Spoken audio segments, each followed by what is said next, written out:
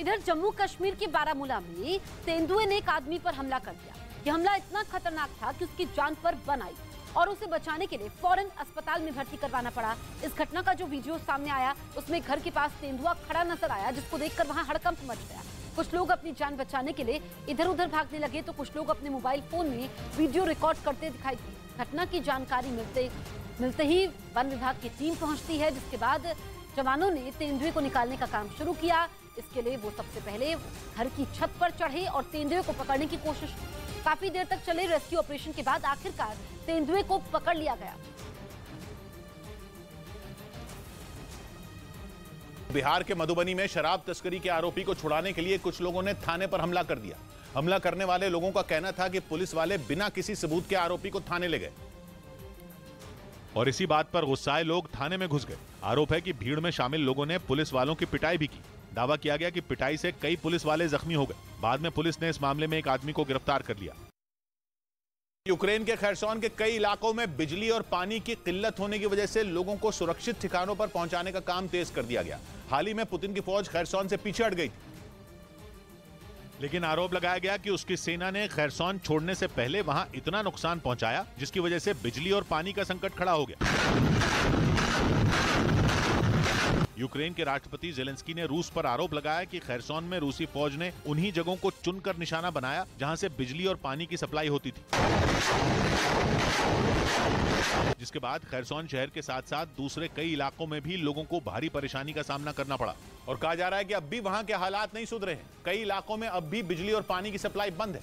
इसी वजह से लोगों को उन इलाकों को छोड़कर दूसरी जगहों पर जाने के लिए मजबूर होना पड़ रहा है, जिसका एक वीडियो भी सामने आया जिसमें भारी संख्या में लोग स्टेशन पर ट्रेन का इंतजार करते नजर आए, जबकि कई लोग एक ट्रेन में बैठते भी दिखाई दिए। बताया गया कि खैरसोन में हालात इतने खराब हैं कि कुछ ही दिनों में पूरे इलाके में ब्लैकआउट हो सकता है, जबकि पावर प्लांट के तबाह होने की वजह से वहां रहने वाले लोगों को ठंड से बचने के लिए बिजली भी नहीं मिल पाएगी। इसलिए लोगों को बिजली पानी की किल्लत वाले इलाकों से सुरक्षित जगहों पर पहुंचाया जा रहा है। इधर कश्मीर के बारामूला में उस वक्त हड़कंप मच गया जब एक शॉपिंग कॉम्प्लेक्स में भीषण आग लग गई, जिसका एक वीडियो भी सामने आया जिसमें शॉपिंग कॉम्प्लेक्स आग की लपटों से घिरा नजर आया और काले धुएं के गुबार ने पूरे इलाके को अपनी जद में ले लिया। बताया गया कि आग में वहां की 4 दुकानें जलकर राख हो गई, जिससे दुकानदारों को लाखों का नुकसान होने की आशंका है। इस बीच भड़कती आग को बुझाने की काफी कोशिशें की गई, लेकिन लपटें इतनी विकराल हो चुकी थी कि उन पर काबू पाना दमकल विभाग के लिए मुश्किल हो गया। पश्चिम बंगाल के कोलकाता से हैरान करने वाला एक वीडियो सामने आया। वहां हावड़ा ब्रिज के ऊपर चढ़कर एक शख्स घंटों तक ड्रामा करता रहा और कई बार समझाने के बावजूद नीचे उतरने को तैयार नहीं हुआ। वहां से आए वीडियो में वो आदमी ब्रिज के सबसे ऊंचे पिलर पर चलता नजर आया, जिसे देखकर लोगों की सांसें अटक गईं। हालांकि इसकी जानकारी पुलिस को दी गई और काफी देर तक कोशिश करने के बाद आखिर पुलिस की टीम उसे नीचे उतारने में कामयाब रही। दावा किया गया कि ब्रिज पर चढ़कर हंगामा करने वाला आदमी मानसिक तौर पर बीमार था, जिसे पुलिस ने नीचे उतारकर अस्पताल में भर्ती करा दिया। उथल पुथल के दौर से गुजर रहे पाकिस्तान के सामने एक बहुत बड़ा आर्थिक संकट भी खड़ा दिखने लगा है। पता चला है कि पाकिस्तान की सरकार का खजाना खाली होने वाला है और पूरी दुनिया के सामने उस पर डिफॉल्टर का ठप्पा लग सकता है, क्योंकि अगले महीने उसे एक सॉवरेन बॉन्ड चुकाना है। 5 दिसंबर तक उसके सामने $100 करोड़ यानी भारतीय रुपयों में करीब 8,000 करोड़ चुकाने की चुनौती है। पाकिस्तान की माली हालत देखते हुए ये चुनौती उसके लिए बेहद कठिन मानी जा रही है। पाकिस्तान की सरकार पर कर्ज अब तक के अपने सबसे ऊंचे स्तर पर पहुंच चुका है।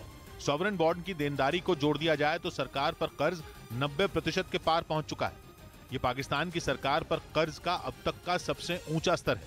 इसके पीछे मोटे तौर पर 2 वजह हैं। पहली ये कि दुनिया की सारी बड़ी संस्थाओं ने पाकिस्तान को मदद देने से इनकार कर दिया और दूसरी ये कि उसके सारे दोस्तों ने अब उसे पूरी तरह अकेला छोड़ दिया। इनमें सबसे बड़ा नाम है चीन का, जिसे पाकिस्तान से अब कोई मोह नहीं दिख रहा। पाकिस्तान को कर्ज के जाल में फंसाने में चीन का सबसे बड़ा हाथ है, लेकिन अब चीन भी पाकिस्तान के साथ खड़ा नहीं दिख रहा। बल्कि पता चला है कि पाकिस्तान पर कर्ज के लिए दबाव बनाने वालों में सबसे बड़ा नाम चीन का ही है। ऊपर से पाकिस्तान में सियासी अस्थिरता की वजह से हालात बेहद नाजुक हैं। इसका असर पाकिस्तान की करेंसी पर पड़ रहा है। दावा तो यहां तक किया जा रहा है कि पाकिस्तान के स्टेट बैंक के रिजर्व में रखा विदेशी मुद्रा भंडार पहले से खाली हो चुका है। $1 के लिए 225 पाकिस्तानी रुपए खर्च करने पड़ रहे हैं। ऊपर से कुछ महीने पहले आई पाकिस्तान की बाढ़ ने उसे और बेहाल कर दिया। उसने IMF से इतना कर्ज ले लिया कि अब तक उसे चुकाने का प्लान नहीं बना पाया। IMF के अधिकारी पाकिस्तान से बार बार पूछ रहे हैं कि कर्ज का भुगतान कैसे होगा, लेकिन पाकिस्तान रीपेमेंट का कोई प्लान तक नहीं दे पाया है। इसीलिए IMF ने भी अब पाकिस्तान की मदद करने से इनकार कर दिया है। यहां तक कि सऊदी अरब जैसे उसके सहयोगियों ने भी उसकी मदद से हाथ खींच लिया है। यही वजह है कि पाकिस्तान की अर्थव्यवस्था दबाव में है। अफगानिस्तान से पाकिस्तान को महंगा कोयला खरीदना पड़ रहा है। सब्जियों तक का इंपोर्ट करना पाकिस्तान के लिए मुश्किल होने लगा है। सबसे बड़ी आफत यह है कि पाकिस्तानी रुपए के दम तोड़ने की वजह से विदेशी मुद्रा भंडार तेजी से खाली हो रहा है। पिछले करीब 6 महीने से गिरते गिरते पाकिस्तानी रुपया अब तक अपने सबसे निचले स्तर तक पहुंच चुका है, क्योंकि उस भंडार में बहुत बड़ी रकम सऊदी अरब और चीन ने जमा कराई हुई थी। दावा किया जा रहा है कि अब पाकिस्तान जो विदेशी मुद्रा भंडार खाली कर रहा है वो असल में इन दोनों देशों से मिला हुआ कर्ज है, जिसका उसे बहुत भारी भुगतान करना पड़ेगा। मतलब ये कि कर्ज के दलदल में फंसा पाकिस्तान तेजी से कंगाली की तरफ बढ़ रहा है। दिल्ली सरकार में मंत्री सत्येंद्र जैन को CCTV फुटेज लीक मामले में राहत नहीं मिली। उन्होंने तिहाड़ जेल के लीक वीडियो का मीडिया में प्रसारण रोकने के लिए राउज एवेन्यू कोर्ट में याचिका दाखिल की थी, लेकिन कोर्ट ने उनकी याचिका खारिज कर दी। इस मामले में सत्येंद्र जैन अब हाई कोर्ट जाएंगे। वो इन दिनों मनी लॉन्ड्रिंग केस में तिहाड़ जेल में बंद है। पिछले कुछ दिनों में तिहाड़ जेल के कई वीडियो सामने आने का दावा किया गया, जिसके बाद आरोप लगा कि सत्येंद्र जैन जेल के नियमों की धज्जियां उड़ा रहे हैं। हरियाणा के रोहतक में 7 साल सेवा की बॉन्ड नीति के खिलाफ मेडिकल के कुछ छात्रों ने प्रदर्शन किया। इस बॉन्ड नीति के तहत 7 साल तक नौकरी करना जरूरी होगा, लेकिन अगर कोई छात्र ऐसा नहीं करता तो उसे सरकार को 40 लाख रुपए देने होंगे, जिसके खिलाफ मेडिकल के कुछ छात्र हड़ताल पर चले गए और राज्य सरकार की इस बॉन्ड नीति का विरोध किया। हमारा 24वां दिन है, लेकिन सरकार हमारी बातें नहीं सुन रही है। मेडिकल के इन छात्रों ने सरकार से इस बॉन्ड नीति को वापस लेने की मांग की और ऐसा नहीं करने पर अनिश्चितकालीन भूख हड़ताल पर जाने की चेतावनी दी। इधर दिल्ली के चांदनी चौक की भागीरथ पैलेस मार्केट की दुकानों में भीषण आग लग गई। आग में कई दुकानें और उनमें रखा सामान जलकर राख हो गया। क्योंकि वहां लगी आग काफी भीषण थी, आग की जद में जो भी सामान आया उसे जलकर राख होने में देरी नहीं लगी। आग की लपटें चारों तरफ फैलती दिखी। भीषण आग ने देखते ही देखते कई दुकानों को अपनी जद में ले लिया, जिसके बाद आग ने ऐसा तांडव मचाया कि उसे बुझाने के लिए दमकल की कई गाड़ियों को लगाना पड़ा। बाजार के बीच धधकती आग को देखकर लोग भी हैरान रह गए।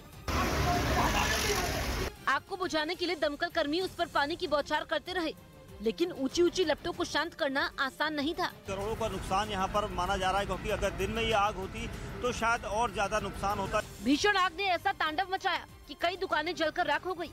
बताया जा रहा है कि आग शॉर्ट सर्किट की वजह से लगी थी।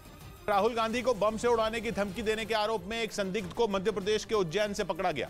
पुलिस के मुताबिक कुछ रोज पहले राहुल गांधी को जान से मारने की धमकी दी गई थी, जिसमें यह कहा गया था कि भारत जोड़ो यात्रा के दौरान राहुल गांधी के इंदौर पहुंचने पर उन्हें बम से उड़ा दिया जाएगा। अब उज्जैन की पुलिस दावा कर रही है कि उसने धमकी देने वाले संदिग्ध को पकड़ लिया। पकड़ा गया आदमी यूपी के रायबरेली का रहने वाला बताया जा रहा है।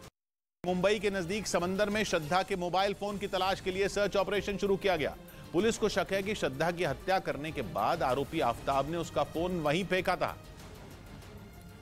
जिसे बरामद करने के लिए दिल्ली और मुंबई पुलिस की कई टीमें समंदर में उतरी। अलग अलग नावों पर सवार होकर इन टीमों ने मुंबई के नजदीक के इलाके का चप्पा चप्पा छान मारा। पुलिस को उम्मीद है कि श्रद्धा का फोन अगर मिल गया तो उसकी मदद से इस हत्याकांड के कई राज से पर्दा उठ जाएगा। और इसके साथ ही पुलिस को आफ्ताब के खिलाफ ठोस सबूत भी मिलने की उम्मीद है, क्योंकि इस वारदात को 6 महीने बीत चुके हैं। कहा जा रहा है कि इतने दिनों में आफ्ताब के खिलाफ ज्यादातर सबूत या तो नष्ट हो चुके होंगे या उन्हें आरोपी ने ठिकाने लगा दिया होगा।